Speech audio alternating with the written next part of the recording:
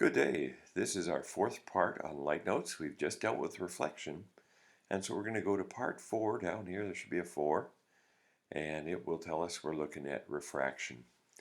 So refraction occurs when light goes from one material into another. And it changes speed. And this change in speed, if it's come in at some kind of angle, will cause it to refract. It means it'll change its direction. The angle of incidence means the same thing as it did for when we had reflection, but now instead of an angle of reflection, it's called an angle of refraction. So you have to be able to know how to measure those kind of things. Now lenses are all based on refraction, and it turns out that glass and water have very similar indexes of refraction. So they have very similar effects on light when it goes into air into water or air into glass, or when light goes from glass or water into air. This would be called a double concave lens. It's hollowed out and it causes light to diverge. It causes it to spread out. The light never crisscrosses, so with a concave lens, it says the image is always smaller and always upright.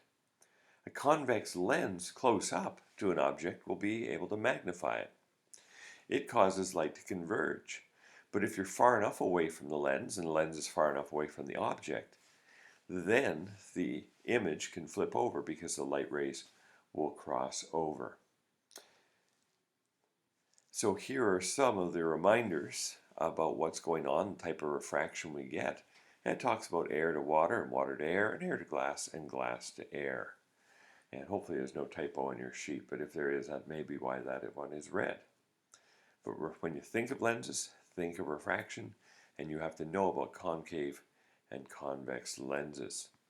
Now, when we had light going from air to water, it went from 40 degrees to 30, so that's a ratio of 3/4. It bent towards the normal.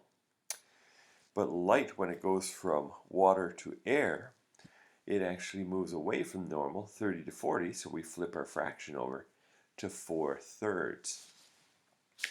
And seagulls often will come in at a very low angle. They'll spot their prey from way up high, and then they'll dive straight down and swoop in. And they're very difficult for fish living in the ocean to spot them. At least this is one thing I've heard. And then they can catch the fish by surprise. Many of the activities you did in the seas showed applications of refraction. The magnifying water drop, the reappearing coin, the swollen finger, the broken pencil. These are things, optical illusions, where we distorted light and in some ways have managed to fool our brains. We're going to finish off with a mixed bag of topics, and that'll be our next video.